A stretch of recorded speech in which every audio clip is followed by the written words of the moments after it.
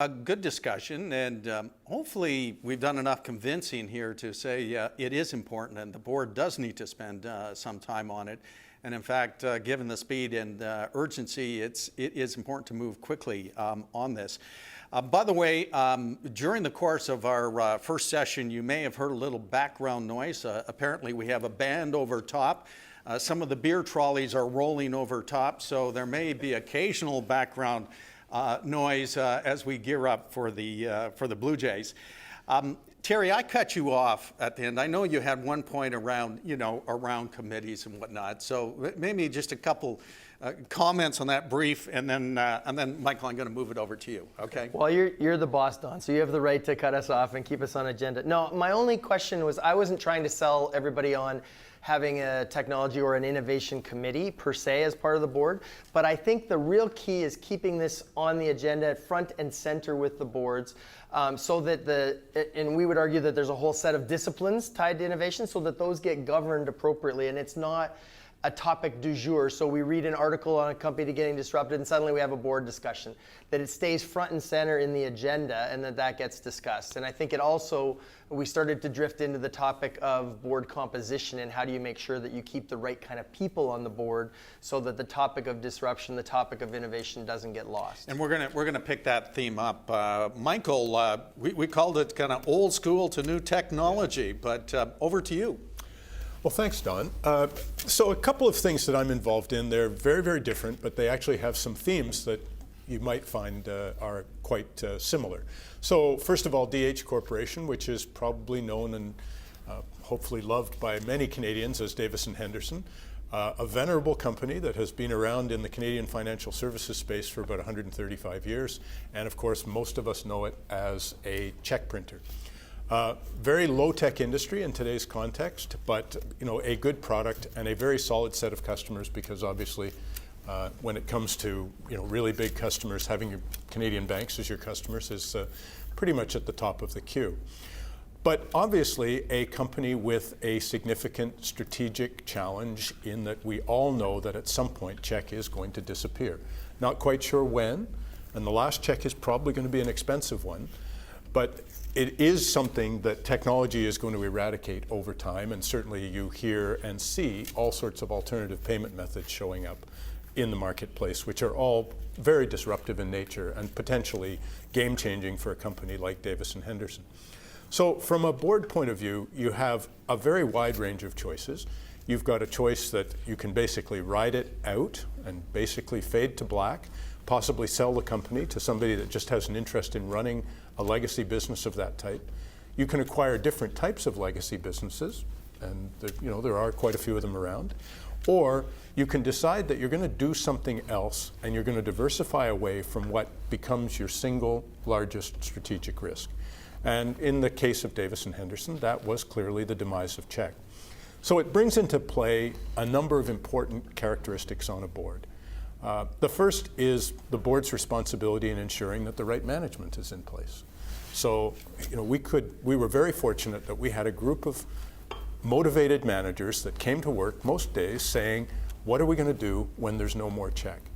And, in the complacency of a pretty operational business and a fairly profitable business, it would be easy for them to overlook that part of their responsibilities. So, we were very fortunate that we had a group of people who were motivated to really move the company from where it was. Then there's a broader discussion about what you want to be.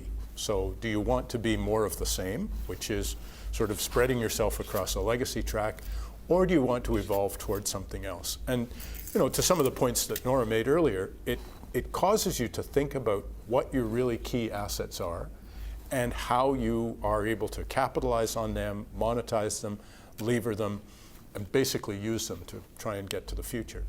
So in our case, we were very fortunate that we really determined that check printing was clearly sort of the tactical asset, but one of the core values was very deep institutional knowledge of financial services and very, very lasting, deep relationships with those clients.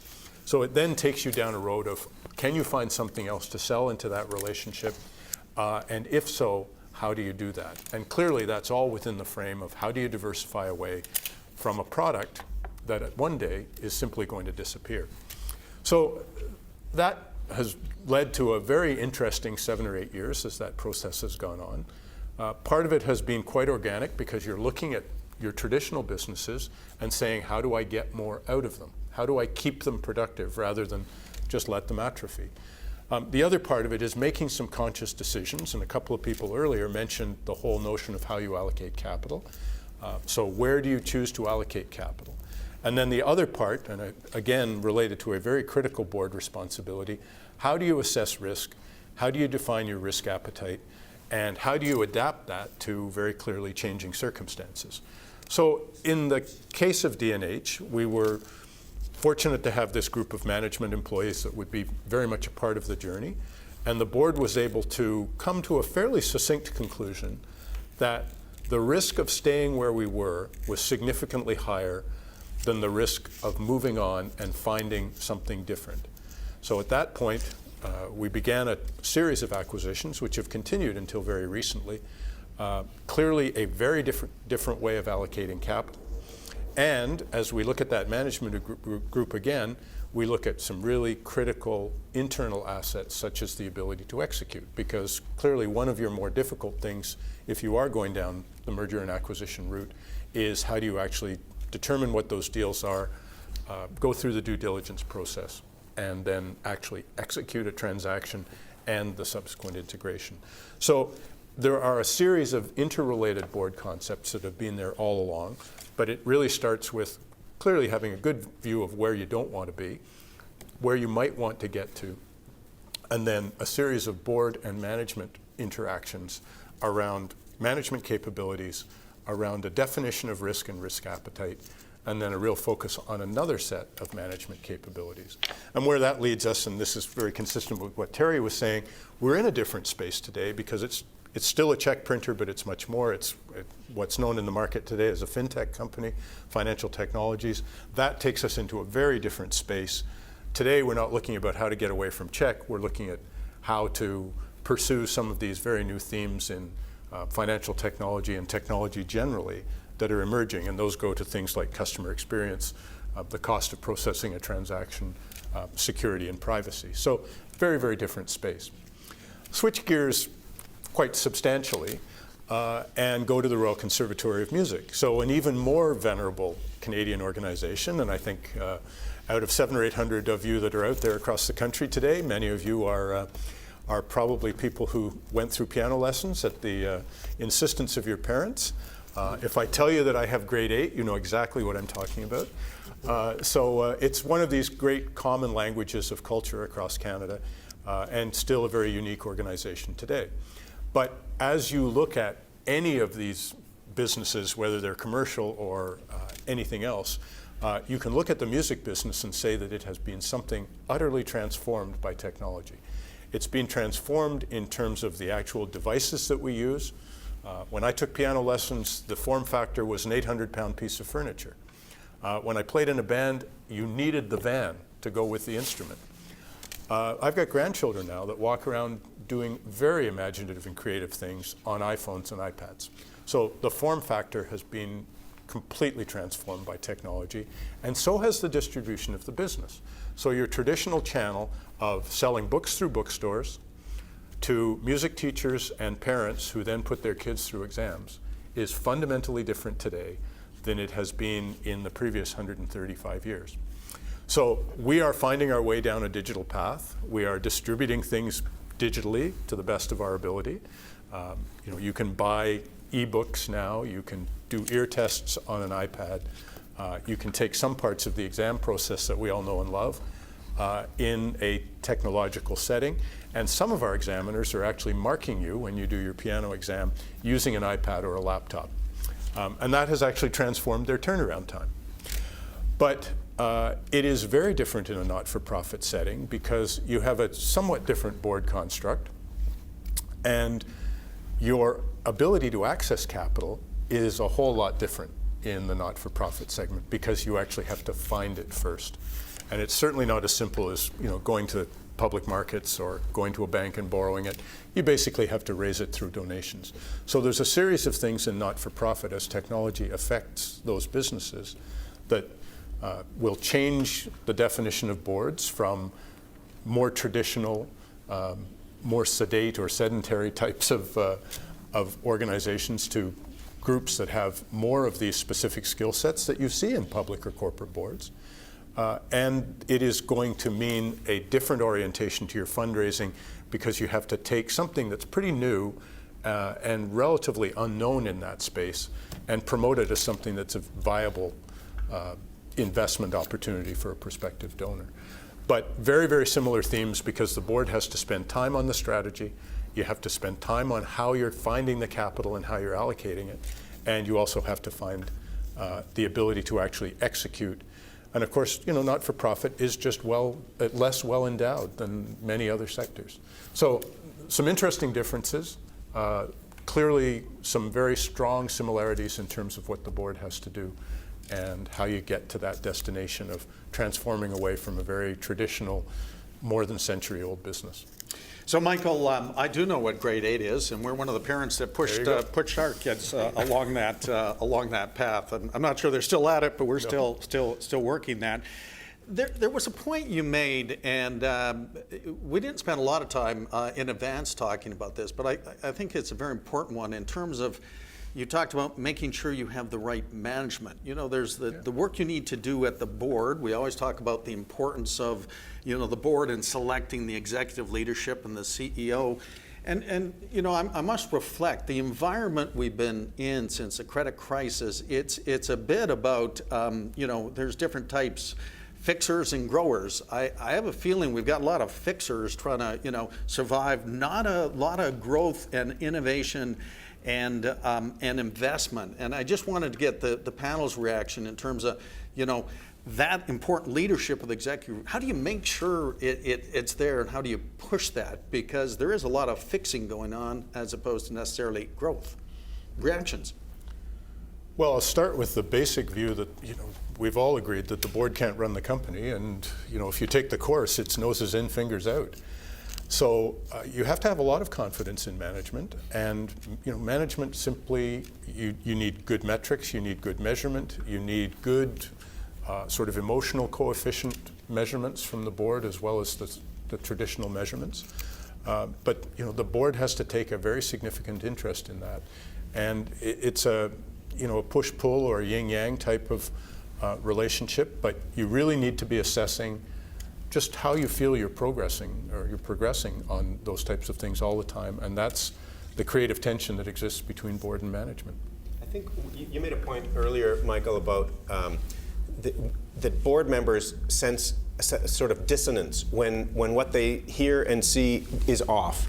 And I think this is an area where boards play an important role, because when we do our succession planning and we review talent, and we decide, okay, this is the top talent in the organization. And then you have a separate meeting about these are the biggest problems we face.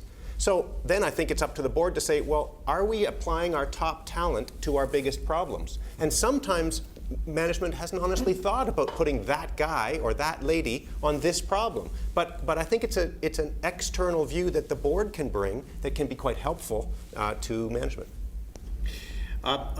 Terry, you want to? Don, well, I think the other topic that we talked a little bit in the pre-session is diversity of thought, right? And having board members, as well as management members for that matter, that come from different perspectives.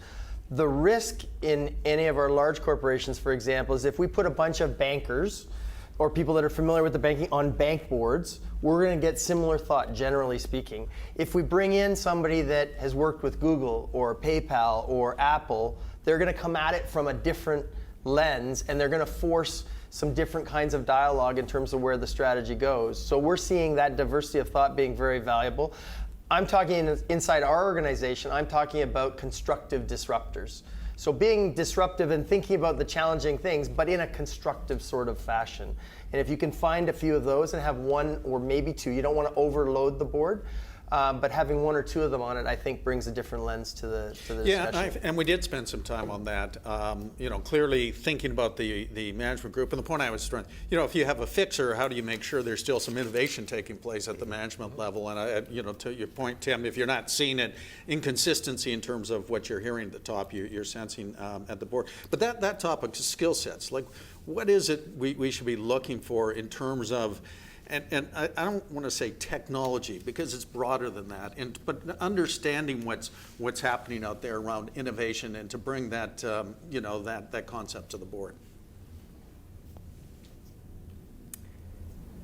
A lot of thought on this one. Well, what I'm pausing is I'm frankly still a little stuck on your other point, Don, which is just that, you're making an assumption that management is the fixer and slow, and I think often boards may be a little bit recalcitrant to keep up with management. So I think the point shouldn't be lost that we as directors need to be supportive of management and willing to make investments where there may not be an immediate short-term ROI. And again, the long-term lens that's so important for boards, I think, comes into play here. Because if you have a long-term lens and you have a strategy and you are making those investments in new capabilities, in Skunk Works, in innovative technologies, and you've allocated a portion of the budget there, then you won't be short-term in your mentality. And so, I don't want to sort of say, hey, the management's the fixers here. It's both, and we both have to be open-minded. And a lot of boards, I think, are not being supportive enough on that pace. Yeah, good right. Good It's point. a fast pace, it's a long-term lens, but it's agile leadership in the short term. So I forgot your second question, I'm sorry. Well, this was about the skill sets onto the board, Okay. which will help it in being proactive Yeah. and partnering, I think, at it. But Tim. No, I was just going to. Some of these are really difficult board choices. I mean, a board choice around capital allocation, for example. Several of us are on hospital boards, and at what point does the board take the giant leap forward and invest in data systems that move us out of paper charts and antiquated, prescriptions models to a new wave of using digital technology to run a hospital. It's an enormous investment, and in tight budgets, it's really, really tough. But at some point, you have to make that leap, and I think several of us have faced that tough choice. And maybe that takes us to the, Michael, you brought up risk, and part of that is capital allocation to this, right? So in your particular case with Davis and Henderson, D&H, it was pretty clear that you needed to change, right? Yeah. It was obvious. But for others where it's less obvious, how do you get that on the radar screen? And Terry, as you know, we've done some research to say that the Canadian companies talk about a risk tolerance like this, but in terms of risk taking, they're this. So is there a piece of we gotta take more risk? We need to invest in innovation. We need to make that decision, and it's important for the board to be a key part of that. Well, I think it's easy to, first of all, be complacent, and incumbency always has the risk of a certain amount of laziness to it. So I think you do have to examine very critically some of those positions. So, that's a very introspective process, and sometimes it's a bit painful, but it is self-assessment, and I think it's a valuable part of the process. So, are we doing enough? And is there a rational way that we can look at sort of how we measure up in this space? Certainly, if you read, Terry's report, it might provoke you to think that perhaps complacency is a little bit too much of the prevailing sentiment, so maybe you move in a different direction. So I think there has to be some sort of assessment process there.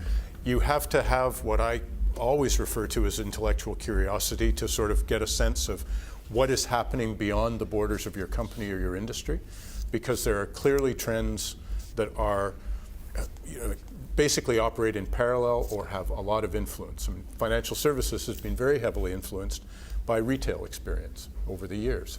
There's a lot of parallels between those. There are manufacturing techniques in terms of thinking improvement daily, those types of things that need to get baked into practices, even if it's just for something like organic growth. So I think there's a very introspective process that has to be baked in, and again, that to some degree goes back to what your board is, how your board is made up, the type of people you have engaged. The topic of risk often gets